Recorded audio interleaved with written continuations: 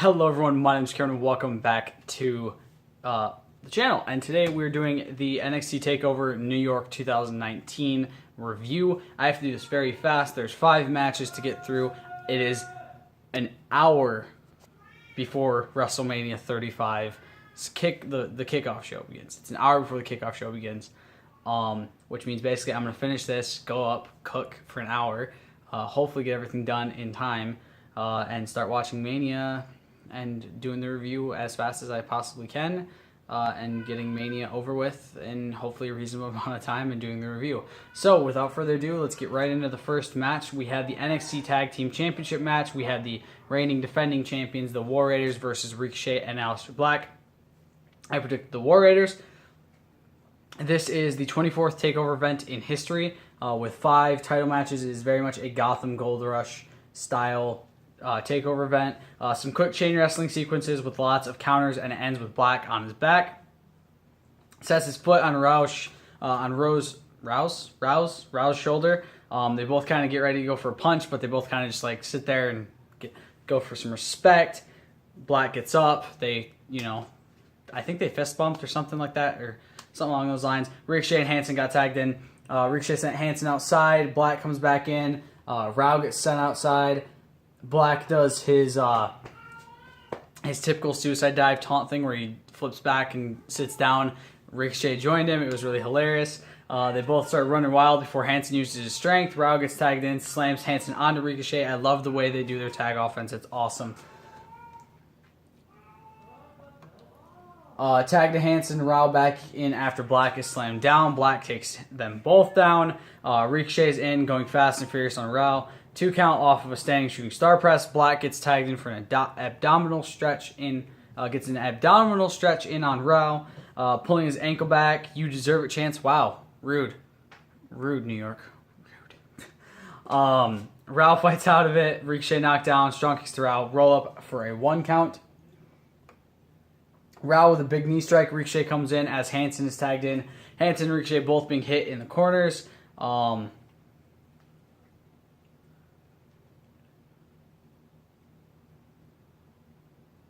think I was supposed to be Black and Ricochet both being hit in the corners, not Hansen. Makes more sense. Ricochet stops Black from hitting him, but he gets sent down in the apron face first, kind of hitting his jaw. Ricochet slams Hansen down. Rao and Black back in. Mamma Mia chance because this match was off the fucking charts. Back and forth strikes. Black gets caught with a big knee off the ropes. Gets 1 to Rao. 2 German suplex for a 2 count by Black. Ricochet and Hansen come back in. Lots of flippy shit. Both doing handsprings and cartwheels and such. Things that would make the Revival spit very bad. Would just spit on their match right there. Just all them flips. Speaking of the Revival, Dash Wilder punched a amateur MMA fighter who decided to jump Bret Hart during the Hall of Fame speech. I didn't really want to talk about the Hall of Fame too much, but that needs to be mentioned. That somebody jumped 61-year-old Bret Hart and Davey Boy Smith Jr., Travis Brown, Ronda Rousey's husband, and Dash Wilder fucked him up. He got so fucked up. And it's like they're walking him out and Dash just goes, and I guess he broke his nose or something. It's what the guy deserves. He attacked Bret the Hitman Hart in a room full of MMA fighters and professional wrestlers. I don't know what he was expecting to get out of that. Hansen goes to head up top, but Ricochet stops him from going up there. Rao comes in, tag knee strike. Odd tag moves brought down with a big tag German suplex. A double pin gets broken up by Black with a double foot stomp. Black reverses a tag move with a Meteora. Moonsault to Hansen. Suicide dive by Rao. Flying corkscrew tiger drop by Ricochet to take down Rao. Hansen heads up as there's fighting outside. Cannonballs and takes everyone down. I love Mania weekends so fucking much, you guys. You have no idea. Rao and Ricochet both getting at 9 before both would have been counted out. Shades of Raw last week, with Ricochet and Aleister Black losing by countout because Dash held him out from going in the ring. Both men having difficulty standing. Super kick to Rao, big kick to Rao. Knee to Hansen, Black mass. Ricochet gets tagged in, shooting star press. Hansen shoves Black into them to break it up. Ricochet goes back up. Hansen pulls Rao out of the way as he goes for the 630. Moonsault gets missed, and Hansen takes Black out. Hansen comes back in, big kick by Ricochet. Thor's hammer by the War Raiders. Suicide dive by Hansen to take out Black. Fallout gets hit. The War Raiders retain their titles, 1-0 on predictions, 10 out of 10 on the match. It was a very good match. They shook hands afterwards. They hugged. Warriors laid down their titles. They bowed. Black and Ricochet bowed back. Mauro said it was Black and Ricochet's swan song, so I guess they're actually going fully up to the main roster. The NXT call-up situation recently in the past few months has been kind of weird, where they've kind of been on the main roster, but also not. With EC3, Heavy Machinery, and Nikki Cross, they've been more focused on the main roster.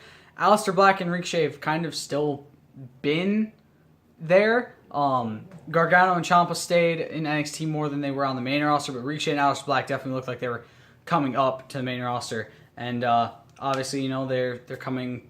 They're going to be facing the Usos for the SmackDown titles in a Fatal 4-Way tonight. So who knows what's going to happen?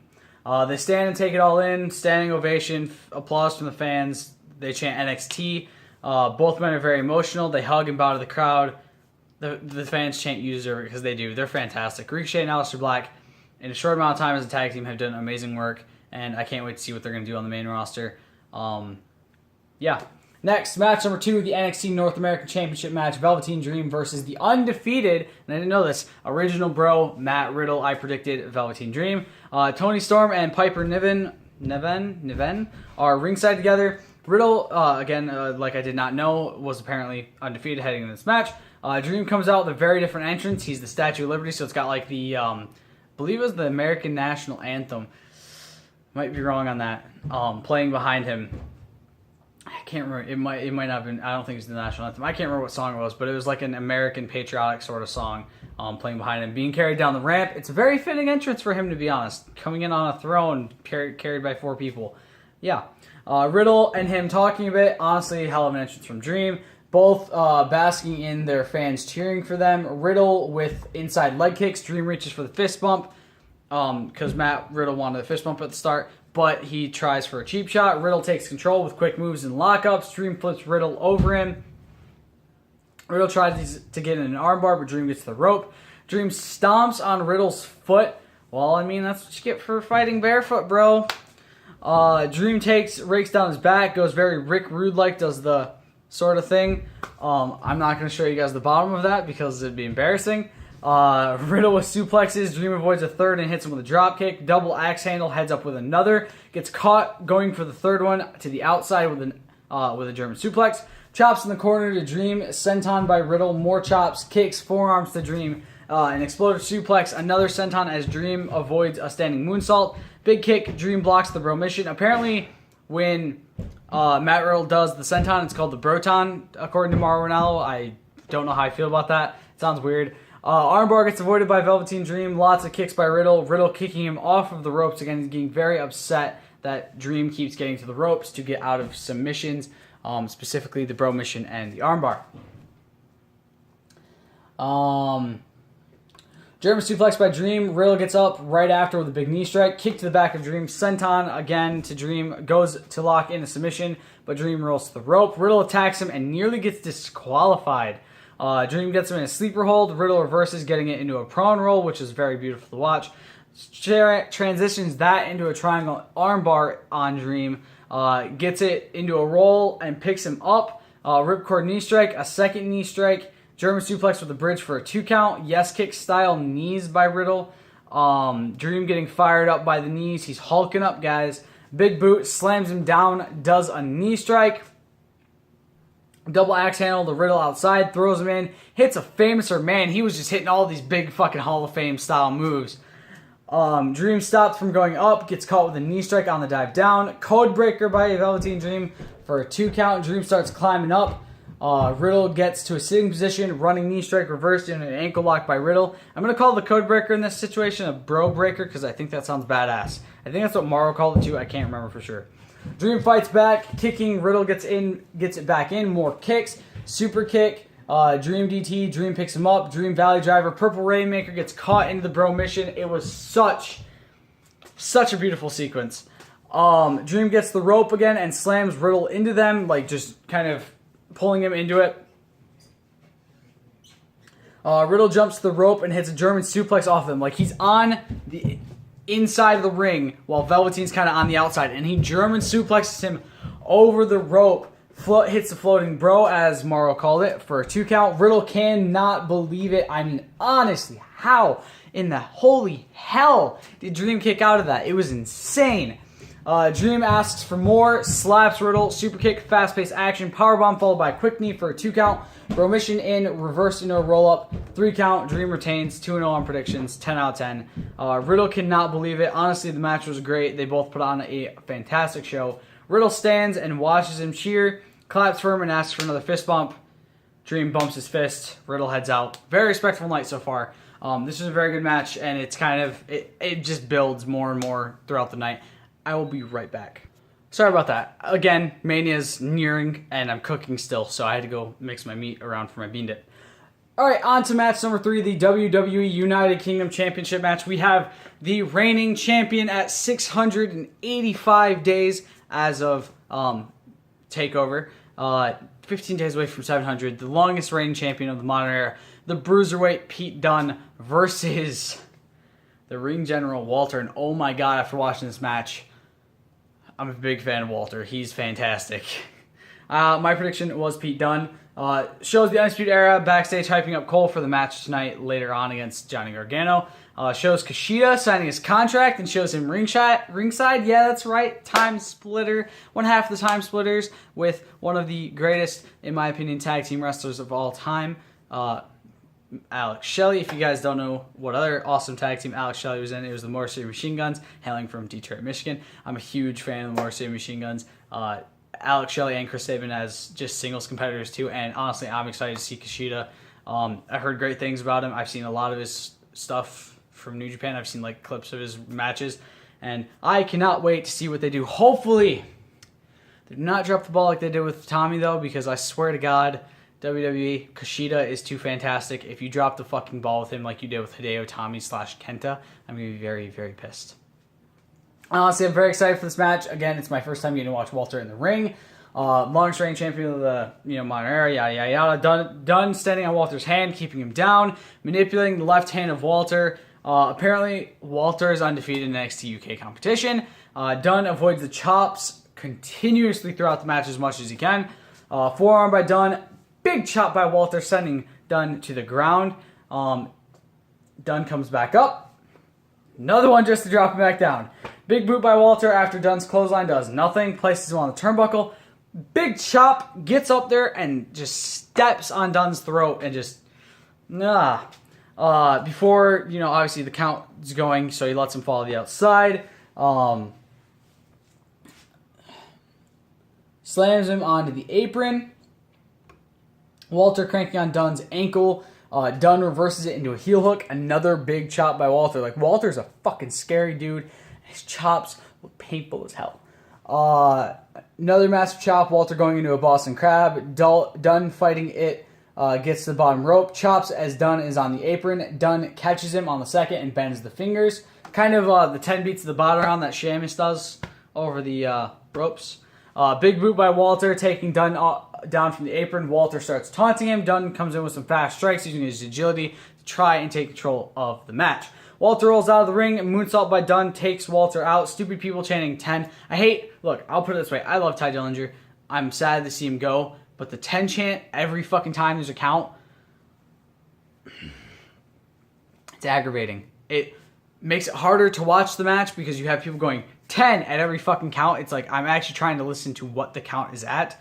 And secondly, you're going to confuse the hell out of the ref or somebody else because you're going to be going 10 constantly. It's like, dude, and it was like 4 people, but it's still, like, there's only 4 people you could see doing it, but you could hear it radiating through the entire crowd. It was, Dunne manipulating the fingers on the turnbuckle. Powerbomb by Dunne for a 2 count. Dunne hits a double foot stomp to Walter on the outside. Walter hits a massive drop kick and gets a sleeper in before Dunne gets to the rope. Chop to the back, big powerbomb for a 2 count. Very unique pin Walter used. He put all of his weight on Pete Dunne. Now, Walter is almost 300 pounds. Pete Dunne is 205. So he's got there's a pretty good gap between the two of them. Walter picks Dunne up, chop to the chest. Dunne hits him with a forearm. Another chop as Dunne falls down, slapping him and punching him as much as he can. Another massive chop taking Dunne down. Walter had Dunne's hand, and Dunne like he had his left hand in his hand the whole time while he was doing those chops. Dunn starts manipulating the fingers. Stomp and twist to the throat and neck of Dunn, and oh god, it looks so painful. Step of insecurity to take Walter down. Dunn stomps on the hands, kick to the face. Walter stops Dunn as he goes up top. Dunn, refusing to be slammed down, smashes his hand on the post. Avalanche sleeper suplex, but Dunn kicks out at 2. Chop caught by Dunn, more finger snaps to both hands. German suplex, crucifix pin for a 2 count. Dunn stomping on the face, much like what Daniel Bryan did recently. Walter kicks up at Dunn's face, more to Walter. Dunn caught into a sleeper, rolls out, more stomps. Dunn locks in a very unique submission while manipulating the fingers. It was kind of like, can't really describe how it looked. Like, you'd have to go look at the actual submission to really put a description on it. But he kind of had his arm back while manipulating the fingers, and it was very brutal. And I'm trying to think of what it's called. It was kind of an armbar, I guess is the best way to describe it. It was a type of armbar. Where am I at? I lost where I was at. Oh, chop to the face of Walter gets the rope from that. Chop to the face of Dunn. Dunn clothesline from the top rope. Walter climbs up, splash into a triangle, manipulating the fingers again. Walter blocks it and stomps and chops Dunn like crazy. Dunn gets the fingers again, but stomps the face. More stomps. Dunn still has the fingers, refusing to let go. Bitter End gets reversed into a big burning lariat, big forearm, and then a clothesline. Bitter End hits for a 2 count. Honestly, I don't understand how Dunn's going to win this. Stare off from the middle of the ring, forearm chop, forearm chop, forearm chops, and back and forth strikes, mostly chops and forearms. Dunn unleashing with strikes. Big boot as the ref pulls Dunn back. Like, literally, the ref pulled Dunn back, and then big boot. Walter climbs up. Dunn goes up, attacks the fingers again. Dunn gets a triangle up top. More chops. Avalanche powerbomb by Walter. Walter climbs up again as Dunn is down. Hits the splash. 3 count. Walter wins. 2-1 on predictions. 10 out of 10 match. 685 days, you guys. Pete Dunne was the United Kingdom champion for 685 days.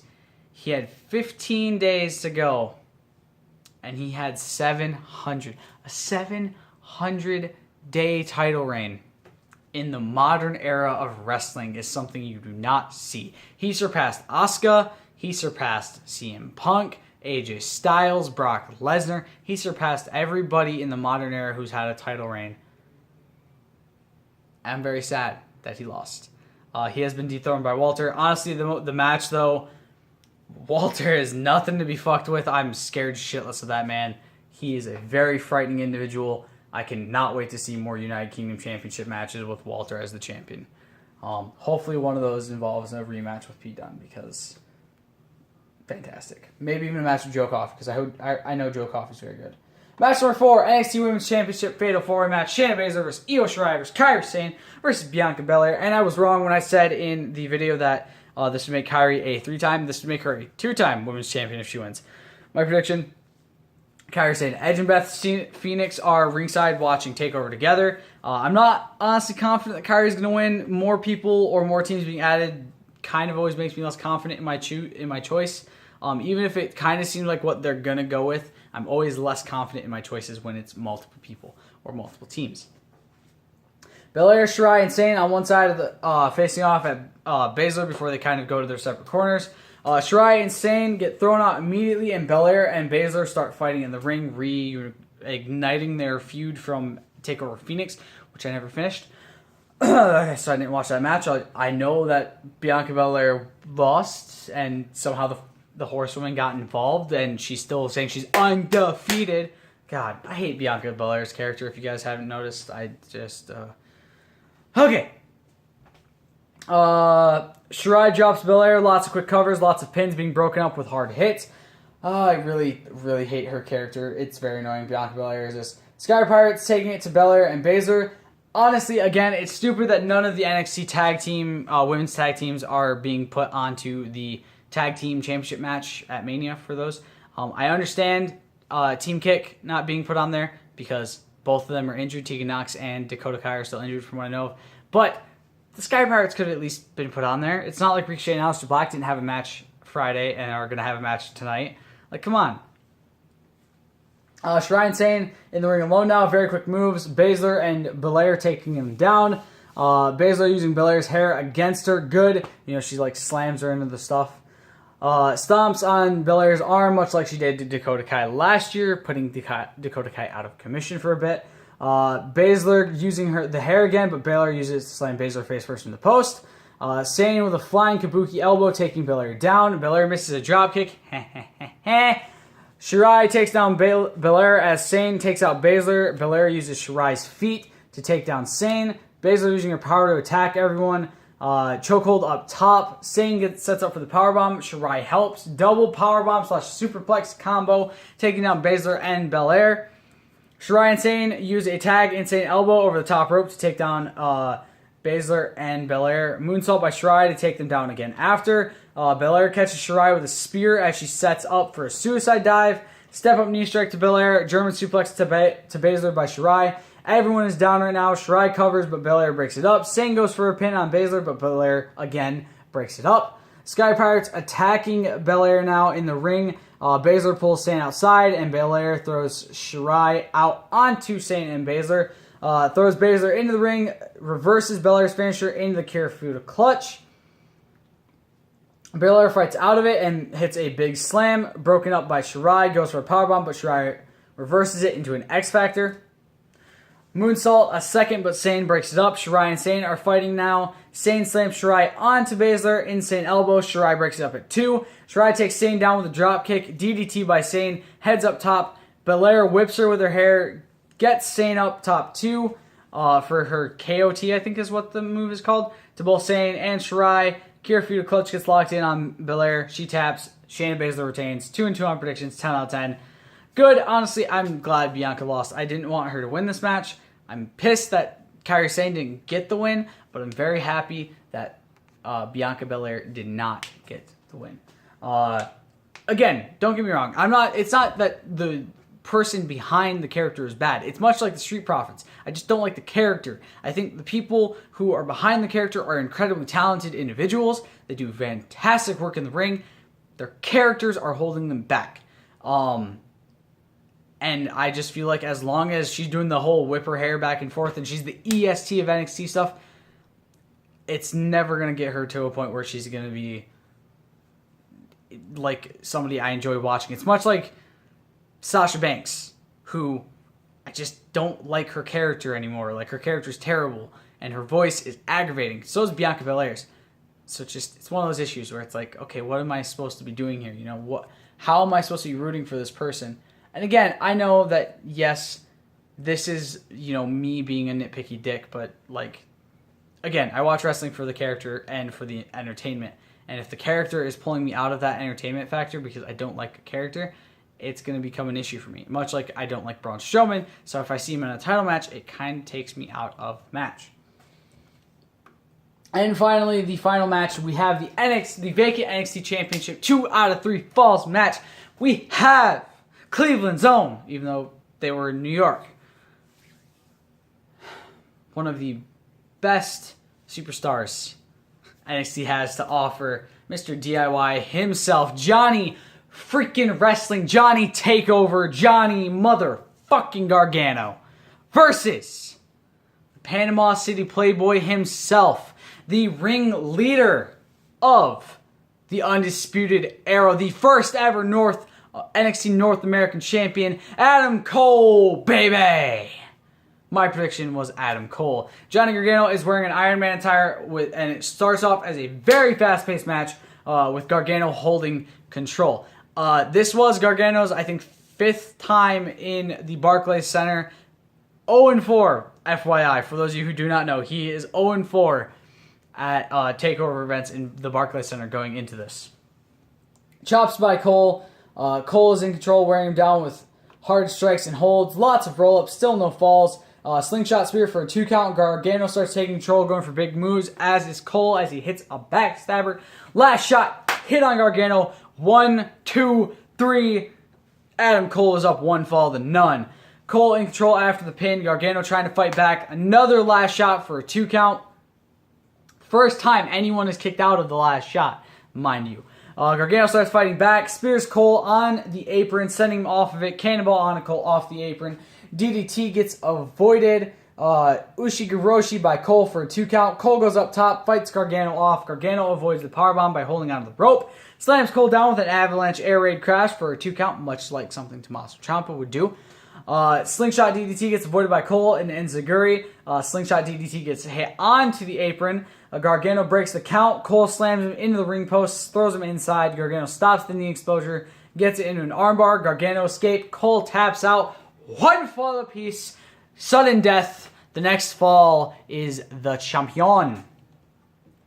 Gargano gets cut pretty bad on his eye. I'm not entirely sure how that happened. Bicycle kicks by Cole. Clothesline, super kick, missed. Enziguri missed. Neckbreaker by Cole for a 2 count. I'm sorry I'm rushing this. My timer is about to run out. Enziguri, lawn dart, 2 count. Gargano was so close. Back and forth strikes on their knees. Let me go for like some of the big highlights. Thrown into the announcer's desk, Panama Sunrisers hit the Canadian Destroyer. That kind of happens in the game, but hasn't really happened in real life. Undisputed Era come out. They attack Johnny Gargano. The ref gets thrown out. Johnny would have won. High-low gets hit. Gargano kicks out of it. Cole gets sent onto the Era. Fish, O'Reilly, and Stronger taken down. Super kick, 1 to the back of the head. Last shot for a 2 count. Last shot gets missed. Gargano escaped. Cole almost gets the rope, but Johnny rolls it back. Adam Cole taps. Gargano wins 2 falls to 1. 20 out of 10 on the match. 2 and 3 on predictions. First ever NXT Triple Crown champ was going to be crowned no matter who won, but Johnny Gargano probably deserved it a little bit more. Candice comes out, celebrates with him. Johnny goes and hugs his dad, and at the end, Ciampa comes up, and they all celebrate on the ring. They hug. It was very beautiful. I hope you guys have enjoyed this review. I'll see you for the Mania one. Stay golden. Peace.